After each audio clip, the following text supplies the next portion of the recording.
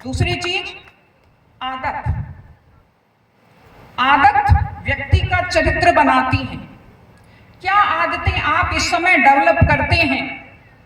विशेषकर इस मामले में मैं बच्चों से, लड़कों से कहना चाहती हूँ, अगर आप लापरवाही को अपनी आदत बनाते हैं, अगर आप झूठ बोलने को अपनी आदत बनाते हैं, अगर आप कम मेहनत करने को अपनी आदत बनाते हैं, तेज ड्राइविंग को अपनी आदत बनाते हैं, या आप किसी तरह के नशे को अपनी आदतों में शामिल कर लेते हैं, तो आपकी सारी मेहनत पर पानी फिरेगा।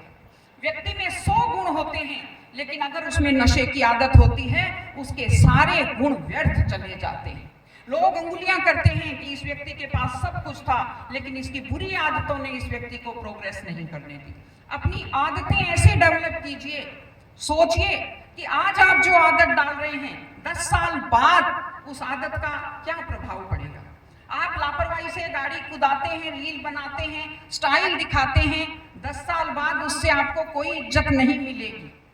आप लड़कों के साथ पार्टियां करते हैं, 10 साल बाद उससे जिंदगी में कोई इज्जत नहीं मिलेगी। लेकिन अगर आप मेहनत को अपनी आदत बनाते हैं, अगर अनुशासन को अपनी आदत बनाते हैं, माता पिता की आज्ञा पालन को अपनी आदत बनाते हैं, तो 10 साल बाद इन सब चीजों का बहुत अच्छा परिणाम आपको जीवन में मिलेगा। और आदत और संगत, तीसरी चीज जो मैंने आपसे कही, संगत। संगत पर जरूर ध्यान दीजिए, बच्चियां भी ध्यान दें। इस उम्र में होता क्या है कि माता पिता जो कहते हैं उसको तो आप सोचते हो ये टेप है जो हमेशा बजती ही रहती है, ये टेप। मेरे बच्चे जब दिल्ली पढ़ते, जब वो जाने लगते, तो मैं हमेशा उनसे कहती, रास्ते में कोई कुछ दे तो खाना मत, अगर सड़क पार करने जाओ चाय पीने तो ध्यान से सड़क पार करना, सोना मत, कोई सामान ले जाएगा। तो 2-4 बार ऐसे कहा, तो उसके बाद जब भी वो जाने लगते, मैं कहती देखो बेटा, वो कहते हाँ मम्मी, किसी का दिया हुआ नहीं खाना, सड़क ध्यान से पार करनी, नींद नहीं लेनी, ये सब चीजें हैं। तो आपको लगता है ऐसा, लेकिन ये सब चीजें आपके लिए बहुत मूल्यवान है। इस उम्र में जो आपके दोस्त कहते हैं या जो आपकी सहेलियां कहती हैं, आप उससे बहुत ज्यादा प्रभावित होते हैं। इसलिए हमेशा अपनी जो संगत है उसका चुनाव बहुत ज्यादा सोच समझ कर कीजिए।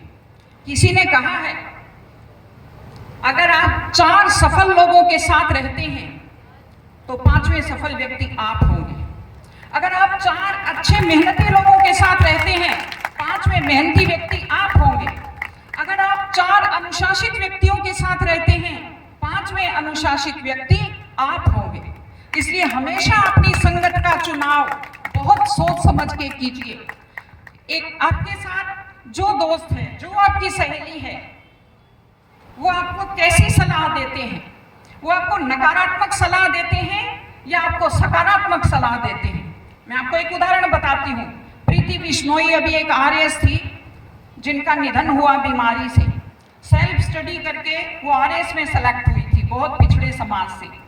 उन्होंने कहा, जब वो कंपटीशन की तैयारी करती थी तो शुरू में उनके जो साथ का ग्रुप था वो नकारात्मक लोग थे। वो हमेशा कहते, इतनी सी तो वैकेंसी है, कहाँ सिलेक्शन होगा, इतनी सी तो वैकेंसी है, अपना कहाँ सिलेक्शन होगा।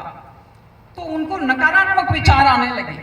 उन्होंने अपना पूरा ग्रुप छोड़ा और उसके बाद उन्होंने 2 ऐसी लड़कियां चुनी जो हमेशा कहती थी कि वैकेंसी तो 100 हैं, अपने को तो एक की जरूरत है। वो हमेशा पॉजिटिव बातें करती थी। और उसके बाद प्रीति बिश्नोई ने एक इंटरव्यू में बताया था, उसके बाद उनका जो सोचने का तरीका था वो पूरी तरह से चेंज हुआ और उनको सफलता मिली आरएएस में। इसलिए अपनी संगत सोच समझ कर चुनिए, क्योंकि उससे इस उम्र में आप बहुत ज्यादा प्रभावित होते हैं।